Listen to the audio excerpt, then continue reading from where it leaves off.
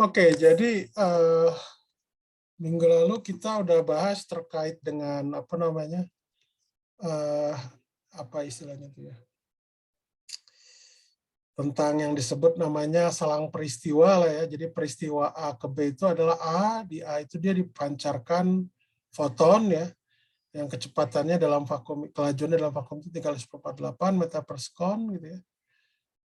Jadi dari A ke B, jadi B itu sebagai receiver, penerima, A itu sebagai pemancar atau emitter. Sebentar, ini kok saya ada double lagi nih. Ini Anda terlihat double atau iya? Ini delta J kuadrat. Oke. Oke, jadi ini yang pertama kali Einstein lakukan di papernya kalau Anda baca. Ini di buku Resnick juga dibahas ini. Jadi peristiwa kita tinjau misalkan pemancaran foton oleh A dan diterimanya oleh B. Ini kemarin juga sudah sempat kita bahas minggu lalu. Jadi jarak foton atau waktu tempuh foton gitu ya, jarak tempuhnya itu adalah delta RAB sama dengan C kali delta TAB. Jadi kalau kita pakai apa istilahnya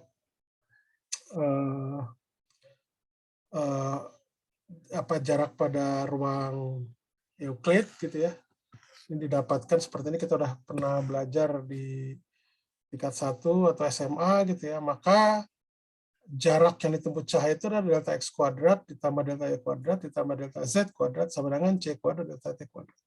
Oke. Nah, jadi kita masih menggunakan kerangka inersial dalam definisi Newton ya. Jadi ini misalkan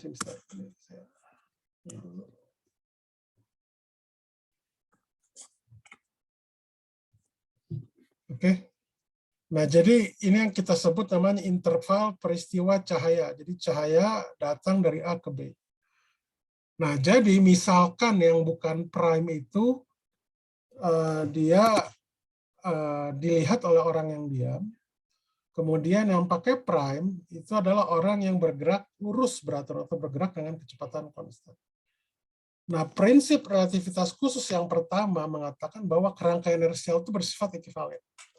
Oke. Nah, kerangka inersial itu adalah tadi berdasarkan definisi Newton, diam atau bergerak lurus dengan beraturan. Nah, dikatakan ekivalen itu artinya apa? Bahwa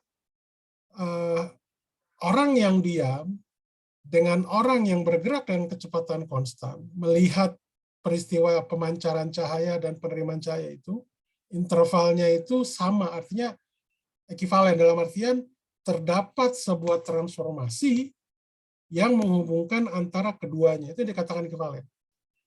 Oke. Itu yang pertama.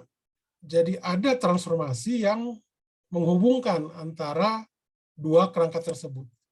Nah, kebetulan karena Einstein itu memulainya dengan menggunakan interval peristiwa cahaya ini di papernya, jadi dia nanti ekivalensi kerangka inersial itu dalam konteks transformasi Lorentz, bukan dalam konteks transformasi Galilean. Karena memulainya itu kerangka inersial itu dengan interval peristiwa cahaya. Oke, itu yang pertama. Yang kedua, kelajuan cahaya itu tidak bergantung pada gerak pengamat, tapi itu konstan. Artinya apa? Orang yang diam dengan orang yang bergerak dengan kecepatan konstan atau GLB, itu mengukur kelajuan cahaya dalam vakum itu sama. Ya. Jadi C sama dengan C prime. Oke, jadi kalau saya ambil misalkan, kemarin itu Anda udah ada tugas ya kalau nggak salah melihat transformasi secara umum, udah ini belum? Udah ada ya apa? Udah Anda buat belum? Saya lupa tugas atau ini ya. Saya juga lupa. Seingat saya pernah mention ya, atau belum? Halo, halo. Halo. Kemarin tuh ada tugas Anda melihat udah dilakukan belum? Minimal Anda tahu gerak apa transformasi Lorentz secara umum itu bentuknya seperti apa. Ada yang udah ini belum? Ada yang sudah buat? Halo? Sudah, Pak. Sudah, oke. Ya, yang lain tadi cuma Maynardo aja. Ahmad Sarifu, Novia, sama Aulia gimana? Saya udah pernah ini sih Pak, pernah cek-cek di YouTube gitu Pak, udah pernah sedikit singgung tentang Oke, itu persamaan. oke, oke. Ya, jadi minimal inilah tugas yang dikumpulkan. Jadi bahwa sebenarnya apa namanya transformasi Lorentz secara umum itu ya bisa dikonstruk gitu, bisa dibuat. Cuma memang kalau masalah transformasi Lorentz secara umum itu sifatnya cuma kerumitan hitungan saja. Tapi yang di sini saya menggunakan hal yang sederhana itu untuk menjelaskan konsep yang penting gitu. Jadi untuk menghindari kerumitan, untuk menghindari kerumitan, ya. Jadi biasanya dalam pedagogik sifatnya kita memberikan contoh yang sederhana untuk menjelaskan konsep dasar. Gitu. Jadi seperti itu ininya, filosofisnya. Nah, oke, kemudian seperti yang kita tahu gitu ya. Jadi karena kita berbicaranya dalam interval peristiwa cahaya, tentunya ada waktu dan ruang. Ruang itu biasanya kita sebut spasial. Nah, jadi kalau misalkan kita meninjau apa namanya ada satu yang diam O, yang O prime itu bergerak dengan kecepatan konstan relatif. Gitu. Jadi kita dapatkan bahwa Y prime itu sama dengan Y, Z prime itu sama dengan Z, gitu. Dan X prime dan ZT prime bertransformasi sedemikian rupa seperti ini. Jadi ada A, X plus B, CT, dengan A1X tambah B1CT. Itu seperti itu. Nah, jadi kalau saya masukkan yang prime di sini, apa delta X lah ya, delta yang prime dengan delta X prime dengan CT prime, delta C delta T prime, saya masukkan ke sini, ke persamaan yang ini, gitu ya. Gitu. Maka akan saya dapatkan seperti ini ya, bentuknya. Oke. Dan agar supaya dia bisa menjadi interval peristiwa yang bukan prime, maka dia harus memenuhi syarat-syarat seperti ini. Jadi kalau parameterisasinya seperti ini, nah misalkan saya ambil A1 sama dengan B sama dengan V per C gamma, sedangkan A sama dengan B1 sama dengan gamma. Jadi kalau seperti ini udah pasti memenuhi kan ya. Oke, nah sekarang bentuk gamanya seperti apa? Nah kalau saya masukkan seperti ini, bahwa gamanya itu ternyata adalah akar 1 kurang V kuadrat per C kuadrat pangkat min setengah. Nah ini yang dikatakan transformasi Lorentz. Gitu. Jadi yang bentuknya seperti yang di kanan seperti ini. Ya. Sedangkan kalau dia itu, jadi gini, saya kan melihat O itu melihat O prime dia bergerak dengan kecepatan konstan. Ya. Nah ini juga saya bisa katakan, jadi di O prime itu melihat si O itu justru bergerak menjauhi dia gitu. Jadi dia juga bergerak bukan diam. Jadi memang gerak itu sifatnya relatif. Ya, sifatnya relatif.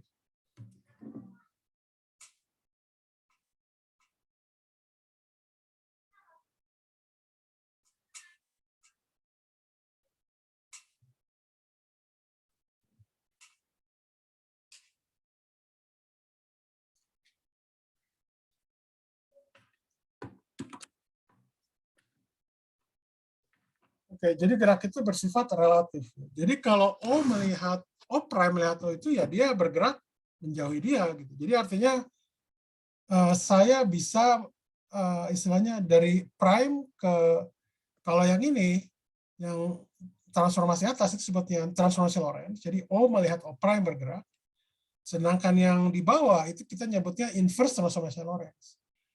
Fisisnya itu adalah ketika O prime melihat O bergerak menjauhi dia. Jadi sifatnya relatif. Jadi O prime di sini diam.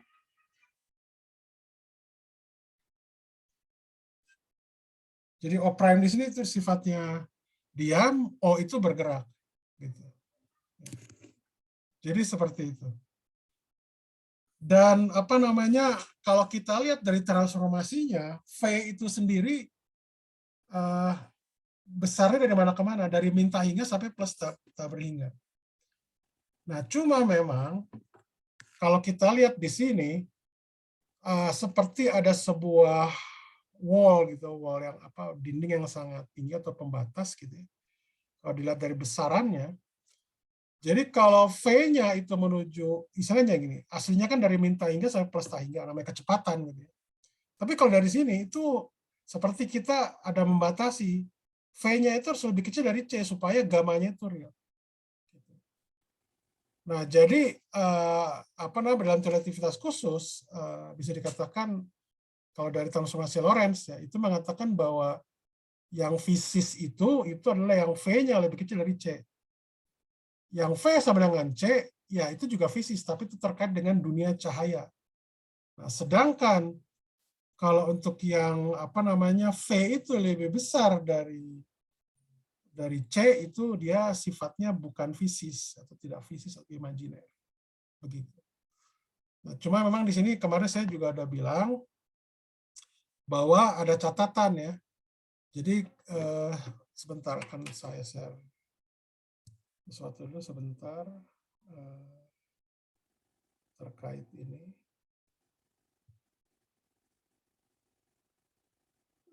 Sebentar ya.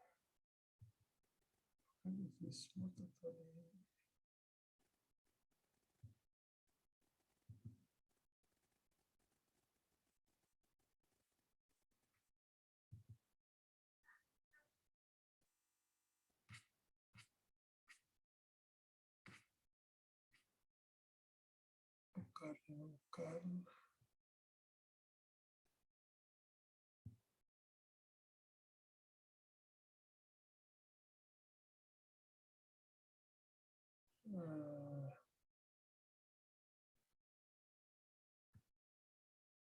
Apa fitnah fisika partikel.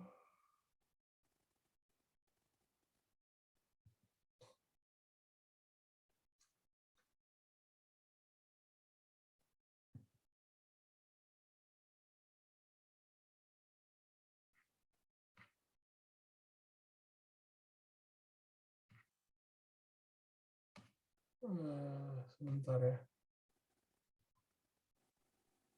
Ini Pak, izin bertanya Pak. Ya, ya.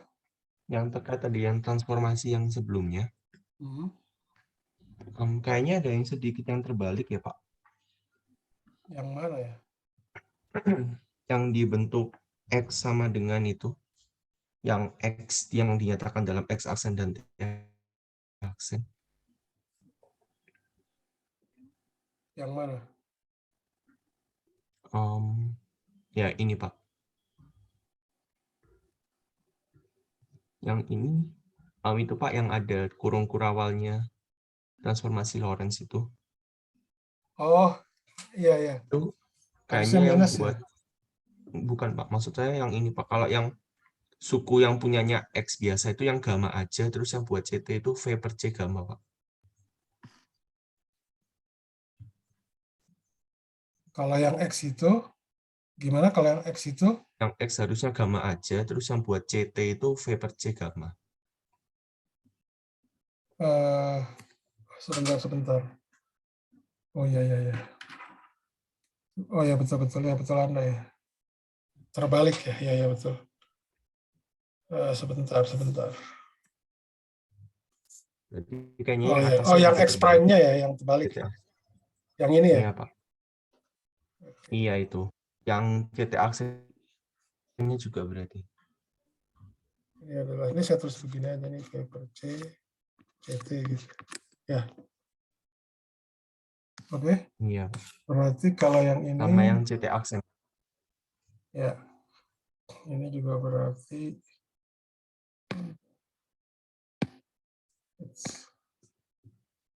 ini berarti gini. Karena saya tulis aja nih, saya tulis lagi. Ini berarti adalah X di sini itu adalah gamma X prime dikurangi gamma V per C CT prime. Gitu ya. Ya. Oke, ada lagi nggak? Rasanya betul. Ya, terima kasih. Kayaknya yang buat CT sama CT aksen juga kebalik, Pak. Maksudnya apa? Yang buat CT sama CT aksen. Rasanya benar kalau ini maksudnya terbalik gimana? Yang X itu kalau saya sih dapatnya yang V per C kuadrat gamma. Terus yang satunya gamma aja. Nggak, tunggu, yang mana nih? Yang atas atau yang bawah? Oh, bentar Pak, saya cek dulu. Ini benar seperti ini. Paling ini nanti ya sebentar, ini mungkin saya terbalik. Biasanya kalau, maaf, ini paling plus minusnya saya. Sebentar, ini berarti, ya sebenarnya sih nggak masalah sih, karena V itu kan bisa negatif, bisa positif ya. Oke, tapi dalam hal ini saya ambil nih minus aja. Gitu. Sedangkan ini nanti jadi plus. Gitu aja. Kayaknya kalau misal dari formulasinya Bapak yang sebelumnya, yang permisalan A sama A1 sama B1 itu Pak, itu harusnya yang CT aksen itu, yang punyanya X itu, ini sih Pak, gamma V per C kuadrat. Gamma V per C maksud saya. Gamma V per C, terus yang punyanya CT itu harusnya gamma aja. Tapi seperti ini benar kok. Maksudnya gimana? Ini kan coba kita lihat transformasi ya, A itu kan sama dengan gamma di sini, ya kan? Berarti ini benar. Yang ini, yang ini ya, yang CT ya.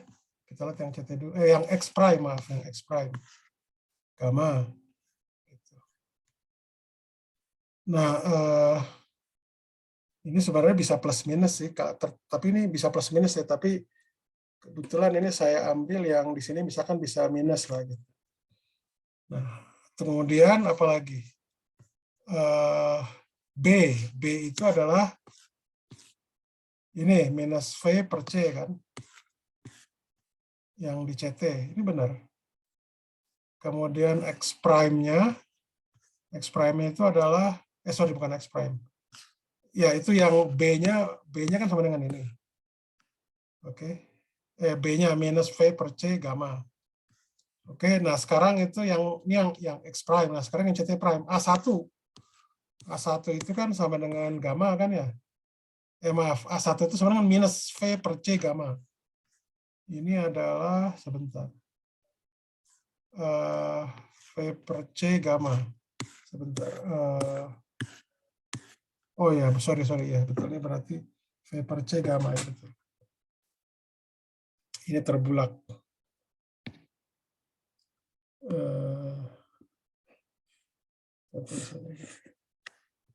Jadi ini minus V per C gamma. Sebentar, ini bukan, sebentar. Ini mah udah bener ya, sebentar. Saya nulisnya terbalik ya, maaf.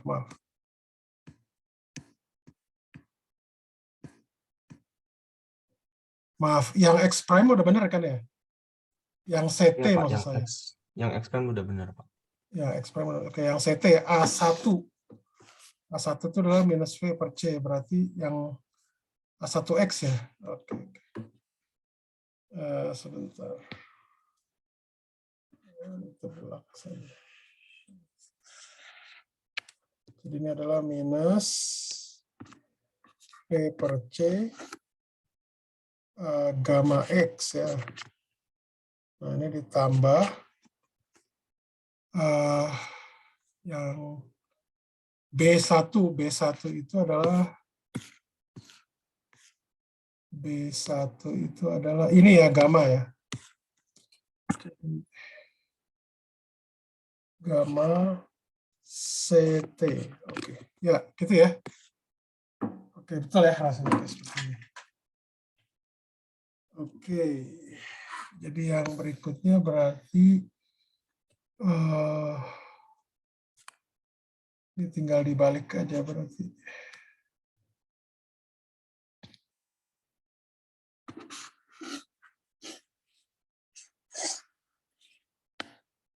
Ini berarti CT sama dengan V per C gamma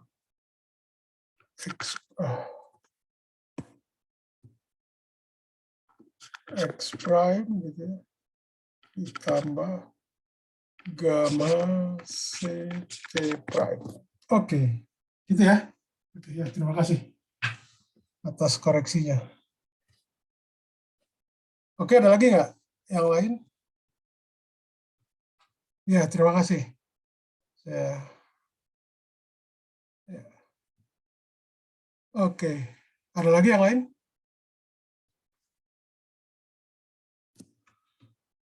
Oke, ya. Jadi sebentar ya, saya lihat dulu ininya.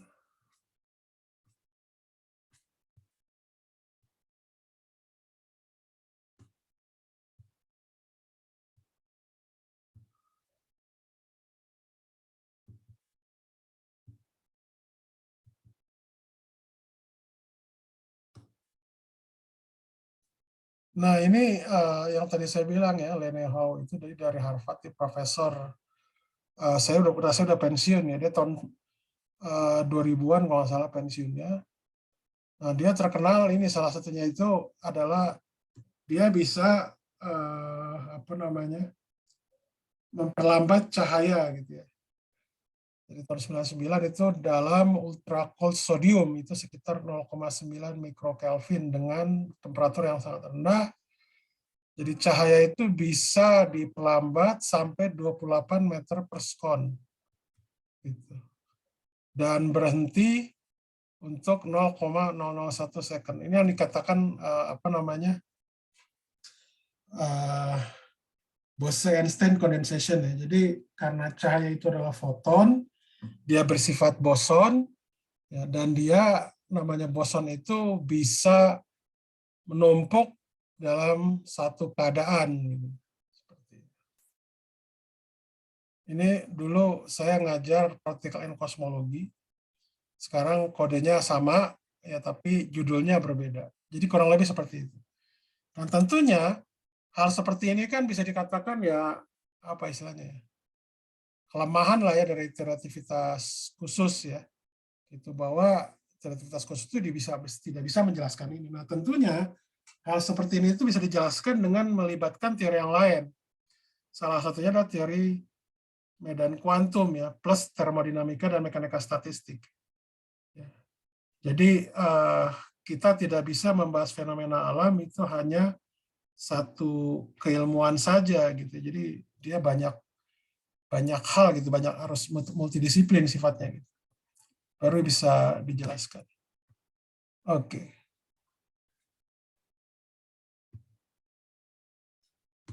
Ada lagi yang pertanyaan atau komentar? Tidak ada. Oke, kita lanjutkan. Nah, ini sudah oke. Ininya. Ya. Oke, jadi kembali lagi ke sini. Jadi kemarin saya bilang bahwa kalau kecepatan V-nya itu di antara min C dengan C, atau misalnya kelajuannya itu lebih kecil dari C, itu adalah benda-benda yang punya massa diam. Benda-benda punya massa diam itu apa? Adalah benda-benda yang yang kita bisa melihat atau kita bisa mencari kerangka atau membuat kerangka yang kita melihat di mana benda tersebut diam. Itu untuk kelajuan yang lebih kecil dari C. Sedangkan cahaya itu adalah kecepatan yang sama dengan C. Jadi gamanya di sini itu meledak, Pak. Gitu. Tidak lagi tidak lagi merupakan bilangan real, tapi dia meledak, gitu. Divergen. Jadi bilangan Tahingga itu bukan masuk bilangan real. Nah, ini adalah cahaya. Dan kalau dilihat di sini, cahaya itu tidak mungkin diam. Jadi kita tidak mungkin mendapatkan sebuah kerangka di mana kita bisa melihat cahaya itu diam. Ini motor relativitas khusus ya. Saya katakan ini motor relativitas khusus. Kemudian kalau V-nya lebih besar dari C, itu dia imajiner. Nah, itu yang dikatakan namanya tidak fisis atau yang kita sebut namanya Hion. Sampai sini dulu pertanyaan nggak terkait ini? Tadi udah kita bahas gitu ya, terkait dengan Bose-Einstein condensation. Bentar, ada lagi nggak di sini?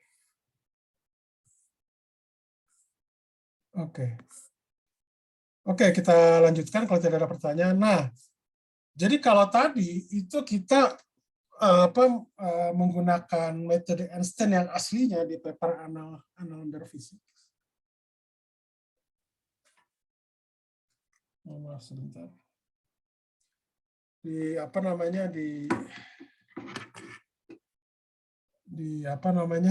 Annalen Physik ya gitu.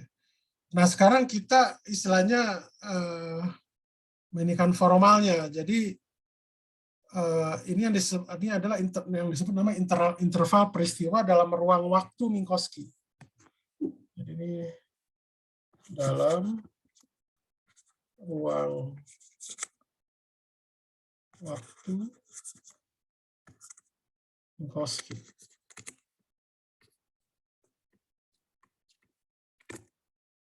Ya.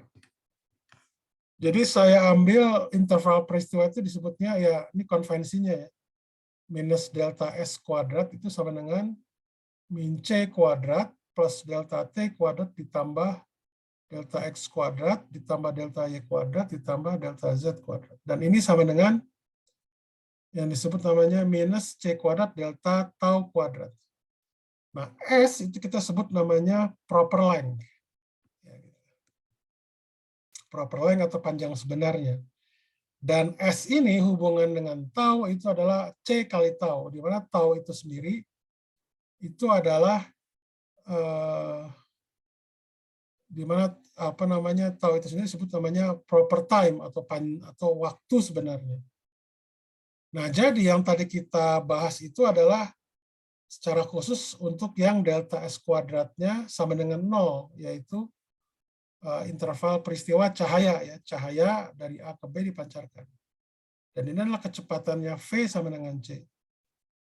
Nah, kalau untuk delta S kuadrat lebih besar dari 0, ya, itu kita nyebutnya ini adalah time-like region atau dominasi waktu.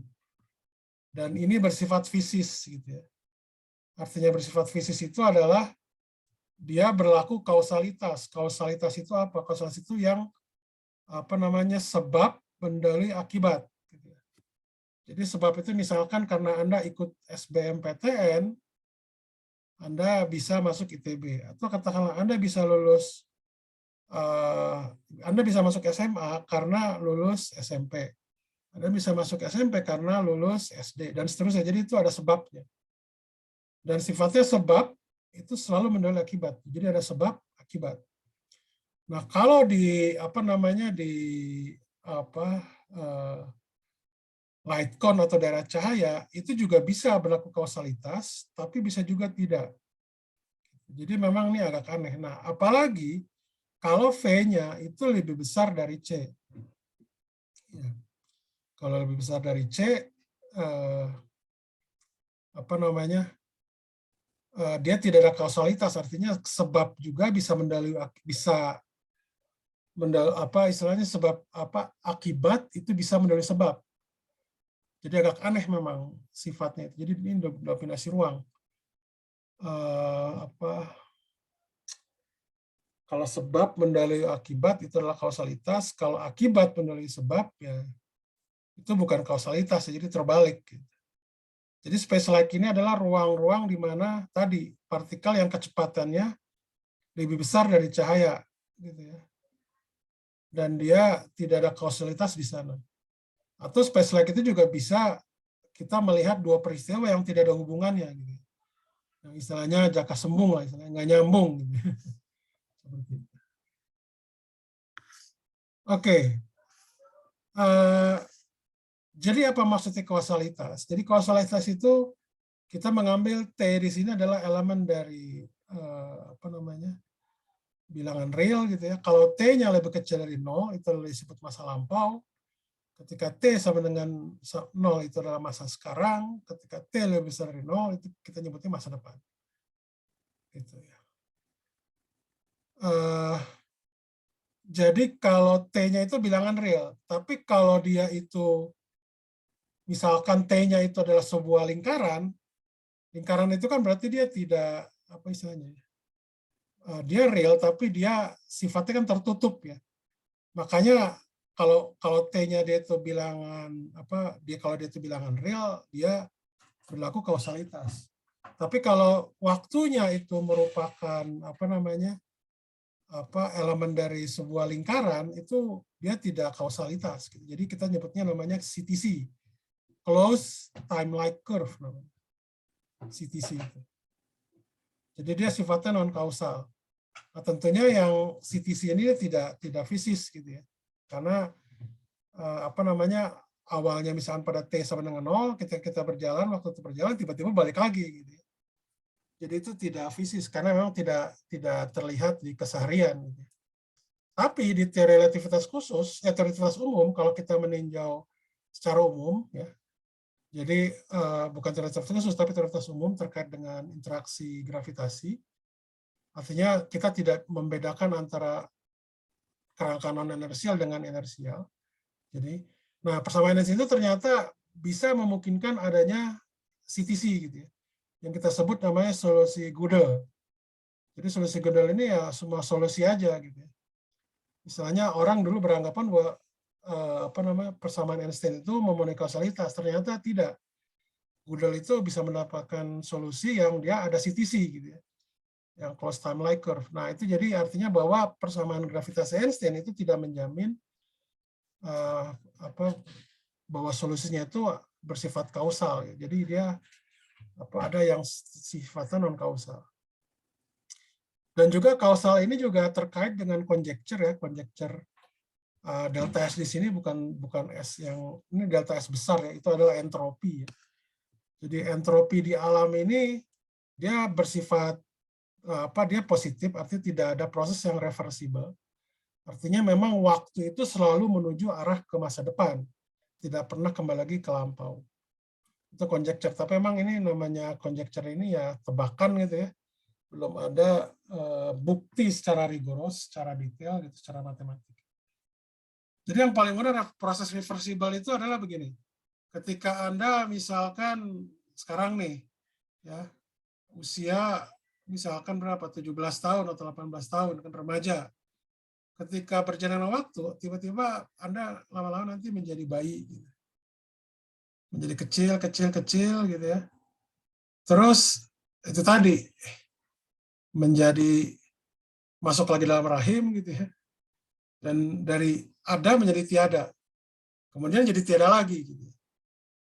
Prosesnya kan tidak seperti itu. Prosesnya itu adalah kita dari tidak ada menjadi ada, dilahirkan, terus gitu ketika kita nanti mengalami kematian kan itu kan proses beda, jadi itu tidak reversible. Kalau pas reversible itu ya tadi mudahnya Anda dari remaja tiba-tiba jadi bayi dan jadi tidak ada gitu, jadi masuk lagi ke rahim jadi tidak ada, jadi sel telur gitu, itu proses reversible.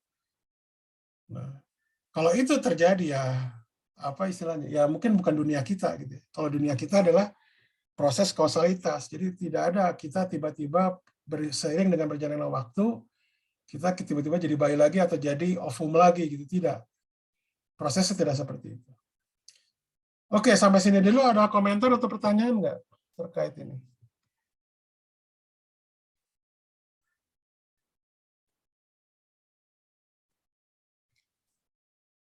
Ntar saya lihat dulu, ada lagi nggak selain di bawah ini?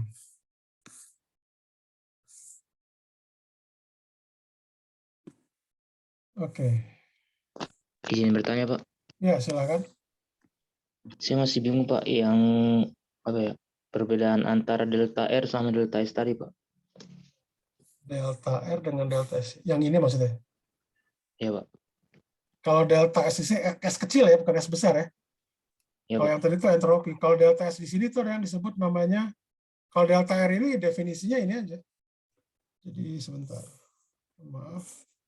Jadi delta R di sini itu adalah delta X kuadrat ditambah delta Y kuadrat ditambah delta Z kuadrat. Itu aja. Definisinya seperti ini.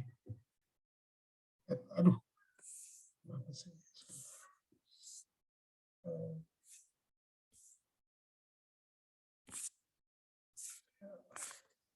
Nah, ini definisinya seperti ini. Delta S itu. Maaf, delta R kuadrat. Kalau delta S, jadi ini adalah panjang, atau katakanlah panjang,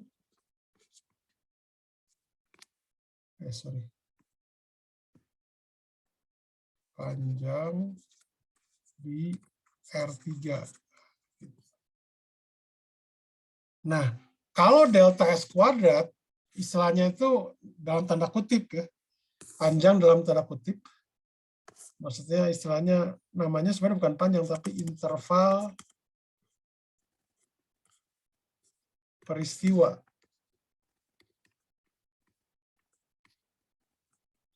Di ruang Minkowski, simbolnya biasanya seperti ini, 1,3. Ada juga menunjukkan 1 plus 3, 3 plus 1, gitu, sama aja. Itu bedanya. Jadi kalau delta R kuadrat itu kita berbicara panjang di ruang spasial R3. Kalau delta S kuadrat kita berbicara istilahnya panjang dalam tanda kutip ya. Tapi bukannya panjang, tapi itu adalah interval peristiwa di ruang Minkowski. Jadi kenapa disebut ruang peristiwa? Jadi begini, dalam geometri kalau dia apa istilahnya di R3 kan ya, aduh, kenapa sih?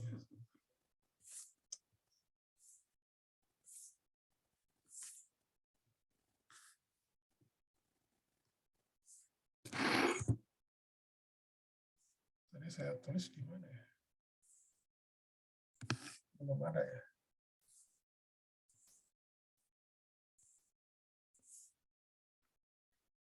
Jadi kalau panjang ini di R3 ya, R3 kan seperti ini kita tahu. Y di sini X gitu ya. Ini ada titik-titik ini 0, titik-titiknya gitu. Ini adalah bisanya kan misalkan ini adalah AB gitu ya.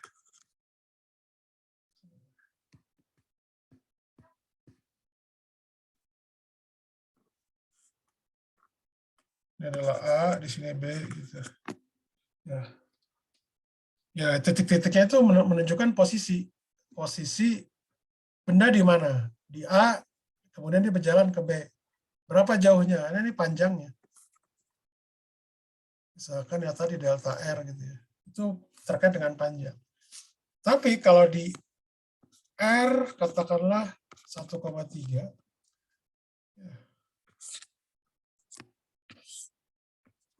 Ini misalkan X, CT gitu, ini gambaran yang 2 dimensinya. Titik-titik di sini itu menggambarkan peristiwa. Jadi ada fungsi T, X, Y, Z. Gitu. Jadi ada ruang, ada waktu. Nah, ya ini kita nyebutnya namanya ruang peristiwa. Kita nyebutnya.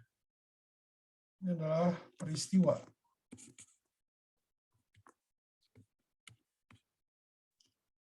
Peristiwa. Sedangkan yang ini adalah ya posisi aja, bukan peristiwa.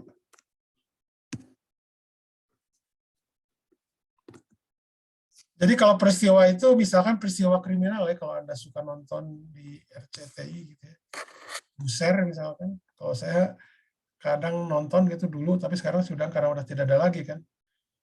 Jadi kalau suatu peristiwa itu peristiwa kriminal, itu kan terjadi pada tempat tertentu dan waktu tertentu kan.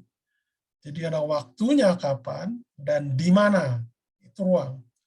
Kalau di Newton kita berbicaranya cuma di mana, tidak bicara tentang kapan. Nah, jadi sebenarnya teoretivitas Einstein itu dia lebih lengkap dalam menggambarkan peristiwa kriminal gitu. Kenapa? Karena ada waktunya kapan dan di mana itu tempatnya. Gitu. Paham ya yang saya maksud ya? Atau ada pertanyaan lagi nggak? Paham, Pak. Ya. Jadi interval peristiwa itu adalah tadi. Jadi kalau ada 2 titik di ruang peristiwa itu namanya interval peristiwa. Ada satu kejadian dibanding dengan kejadian yang lain. bedanya apa gitu. Itu seperti itu. Ada lagi nggak yang lain? Jadi ini matematik, tapi kita berbicara tentang interpretasi fisis, gitu. Interpretasi fisis dari matematik tersebut. Sebentar, ini ada lagi yang mau saya bahas.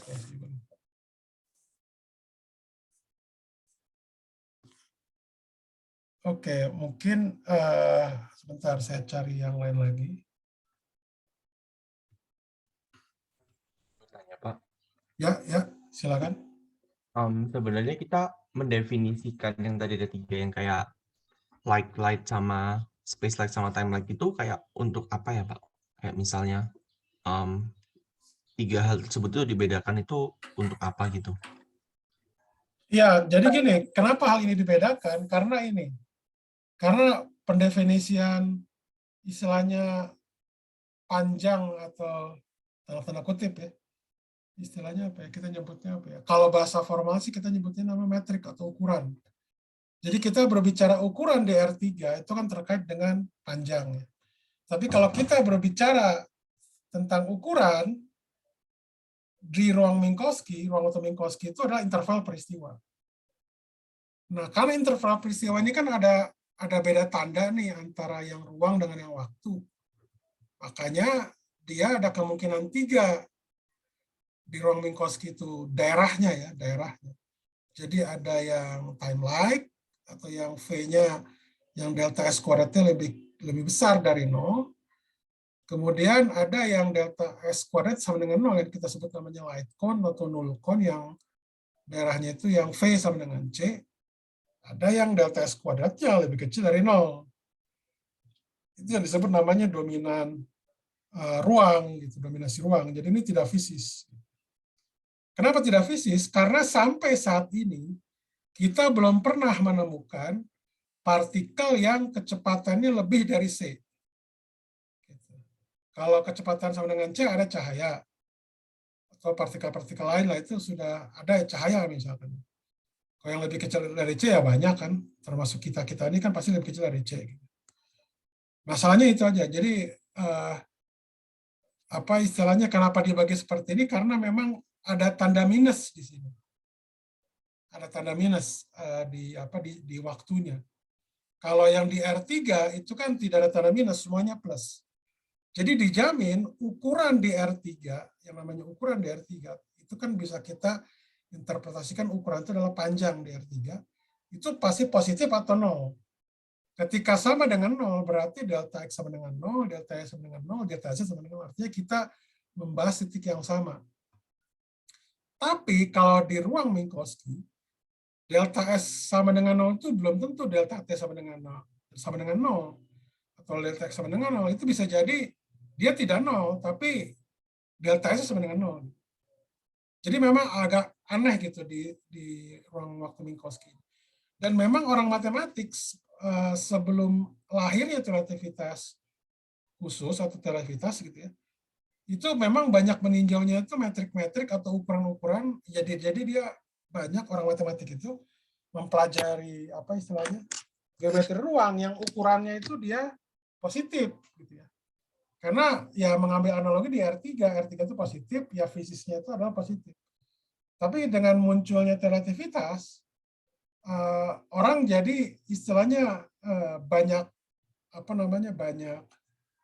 orang matematik ya terutama itu banyak meninjau akhirnya yang selain yang positif itu juga yang dia indefinite kita nyebutnya ukurannya. Maksudnya indefinite itu dia bisa 0, bisa lebih besar dari 0, bisa lebih kecil dari 0. Seperti itu. Ada mungkin mudah-mudahan bisa menjelaskan. Ada lagi nggak yang lain? Terima kasih, Pak. Udah cukup, Pak. Oke. Sama-sama. Silakan kalau ada pertanyaan.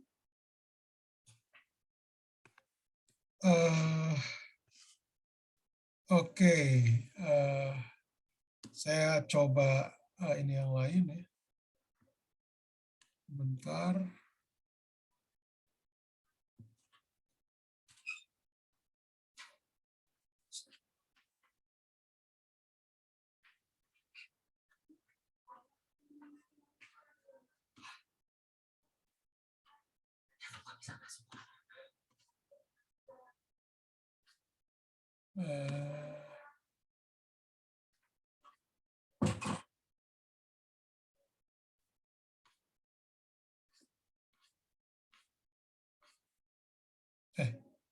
Sebentar, mau dengar.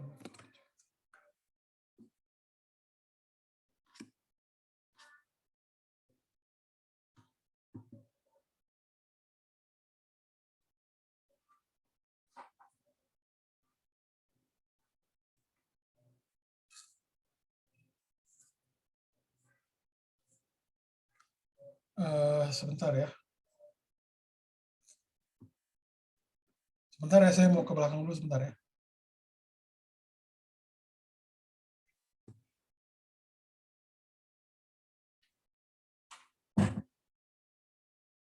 Ini adalah persoalan muon ya gitu ya. Nah, cuma memang di sini ada salahnya gitu ya. Dari solusinya ini. Kira-kira bisa Anda tebak nggak salahnya di mana?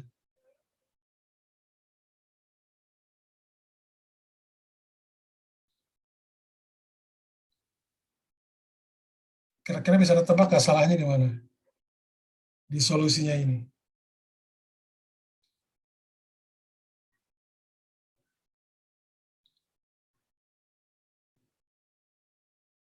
Halo? Bisa Anda tebak nggak kira-kira salah solusinya di mana di sini?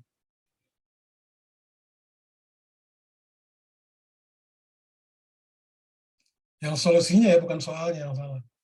Solusinya.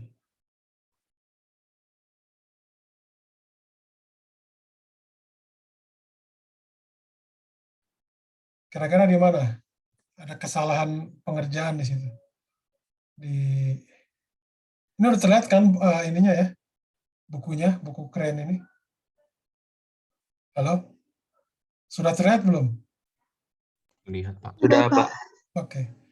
Bisa Anda tebak nggak kira-kira di mana yang salahnya? Menentukan delta T-nya, Pak. Ya, tentukan delta T-nya betul. Jadi apa namanya? Di sini harusnya bukan C kan, tapi U sebenarnya. Gitu. Dia bilang di sini karena speed of muon itu close to C, dia langsung ambil C, padahal ini nggak boleh seperti ini. Jadi harusnya itu yang benar tuh ini adalah U gitu ya. Gitu. Itu aja yang mau saya bilang bahwa sebenarnya di buku keren juga ada terjadi kesalahan gitu. Saya juga baru sadarnya ketika ada mahasiswa yang bilang ya betul juga, ini harusnya di L0 per U gitu ya. Seperti itu. Ini yang akan kita coba bahas. Oke, jadi terkait dengan persoalan tadi masalah muon, ya masalah muon. Jadi ini ada pengamat.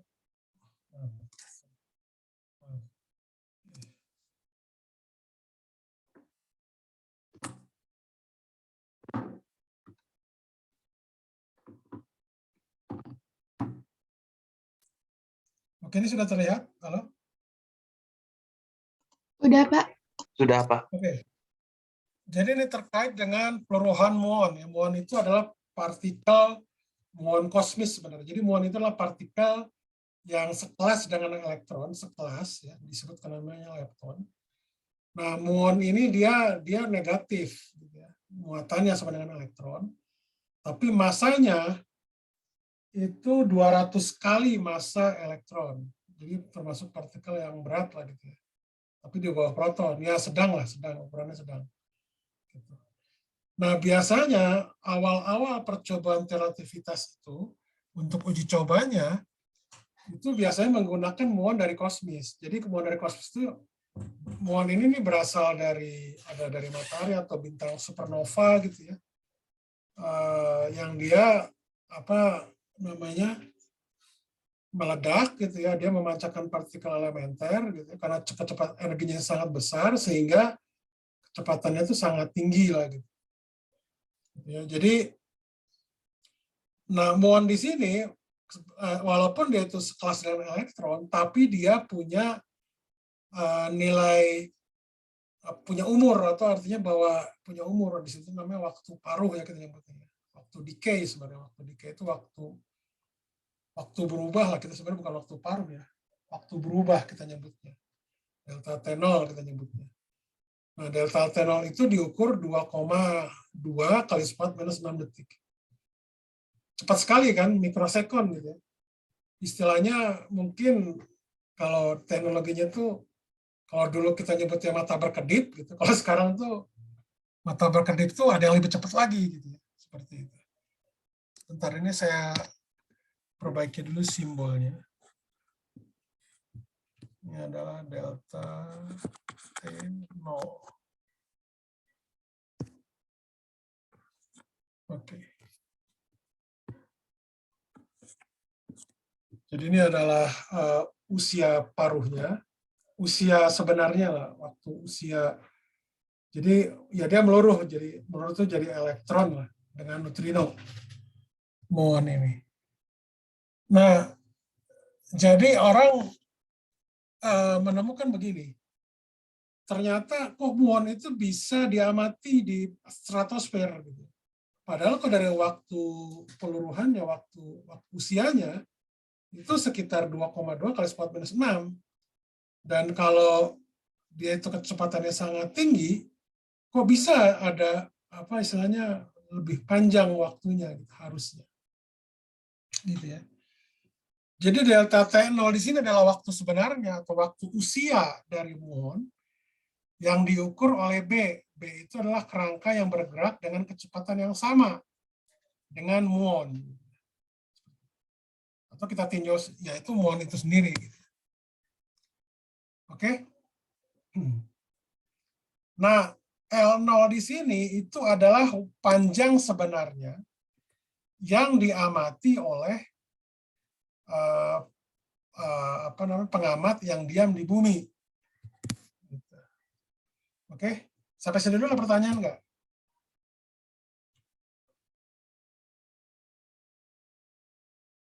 Oke, nah, jadi kalau waktu yang diukur oleh pengamat di bumi itu delta T sama dengan L0 dibagi U, oke?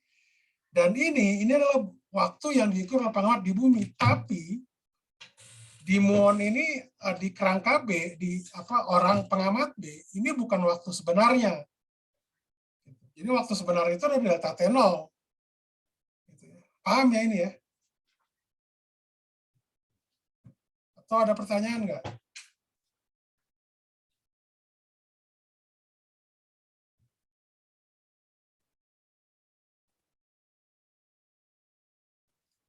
Halo, ada pertanyaan nggak? Atau gimana?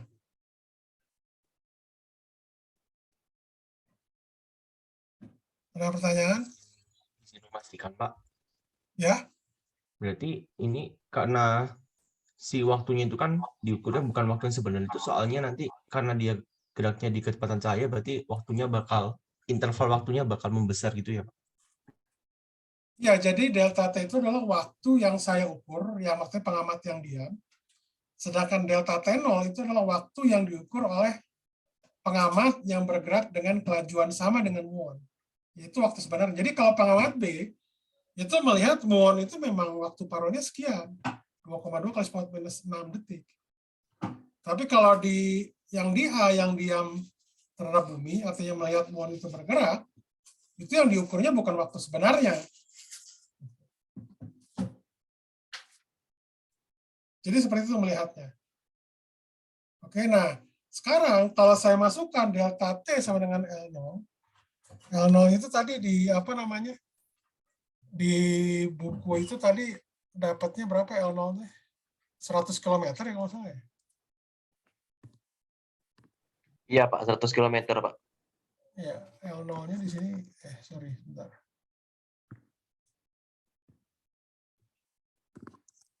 L0-nya itu sama dengan 100 km. Jadi diketahui ada delta T0, ada L0. Ya udah, berarti Anda tinggal ini aja. Bisa nggak mecahkan ini? Dapat U-nya berapa? Ya, saya dapat angkanya segini, sekitar 0,99 87C. Bisa nggak Anda hitung itu? Jadi intinya nanti Anda harus pakai persamaan kuadrat pada akhirnya. Jadi ini nanti dipecahkan tuh begini. Ini maksudnya yang nolnya. Ini adalah, jadinya itu adalah L kuadrat kali 1 kurang U kuadrat per C kuadrat, ya, sama dengan U kuadrat kali delta T0 kuadrat. Maaf, ini kuadrat ya. Loh.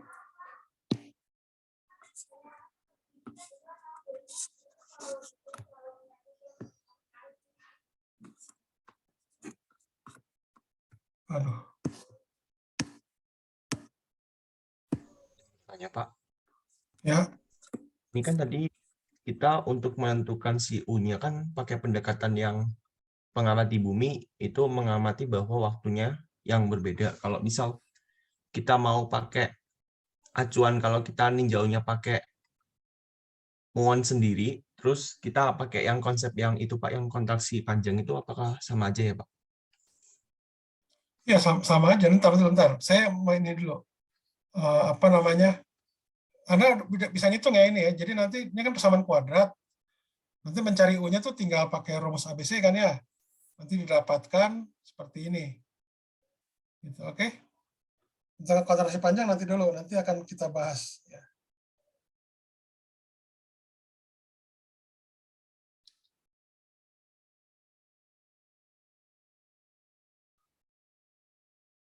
Jadi rumus ini dari mana?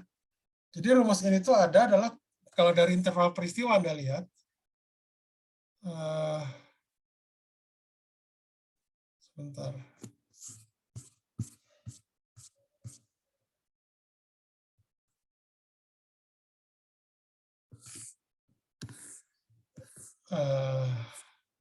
Mana tadi?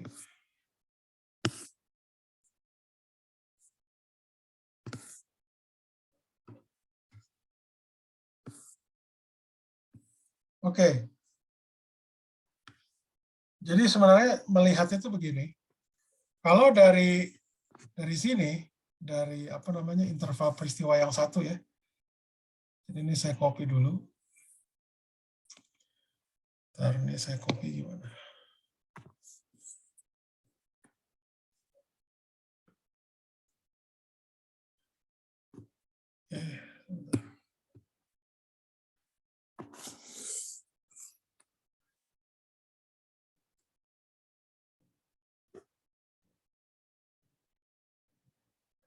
Loh, kok gini sih? Harusnya tidak seperti ini.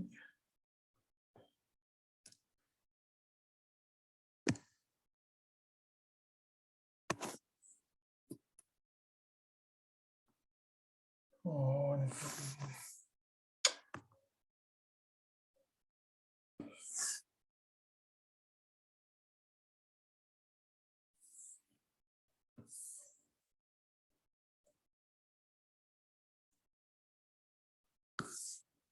Ya, saya ke sini lagi.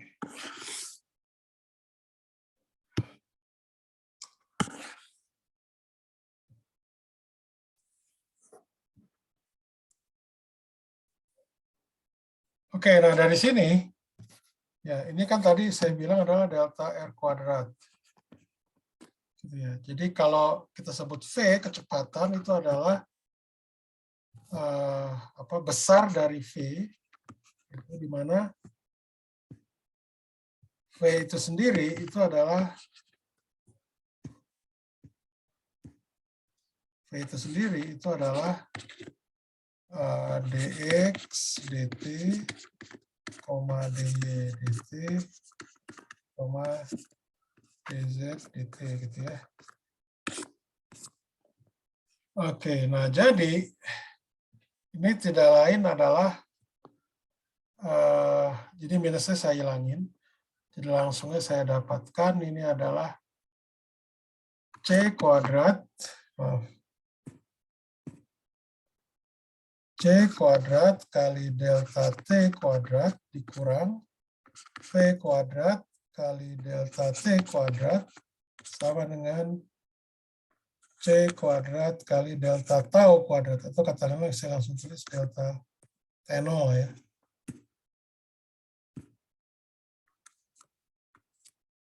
Kuadrat. Oke. Nah, jadi kalau ini kan, jadi nanti kalau saya bagi C kuadrat, ya nanti bisa saya dapatkan adalah delta T, ya maaf, langsung aja ya. Ini adalah delta T0 dibagi akar 1 kurang akar 1 kurang V kuadrat per C kuadrat. Gitu. Itu kita dapatkan rumus dilasi waktu. Itu maksudnya.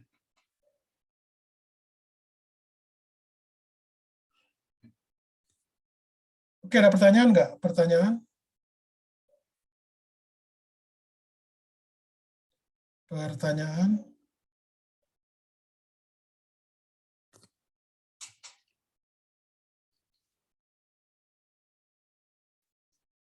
Pertanyaan? Halo, ada pertanyaan nggak?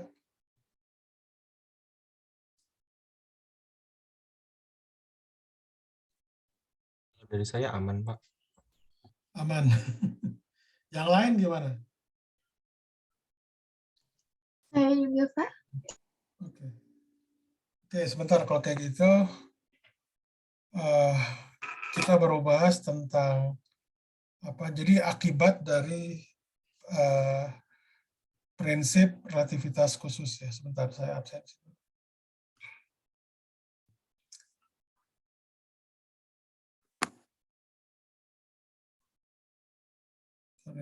Kalau saya sambil nunggu pertanyaan ya, jadi saya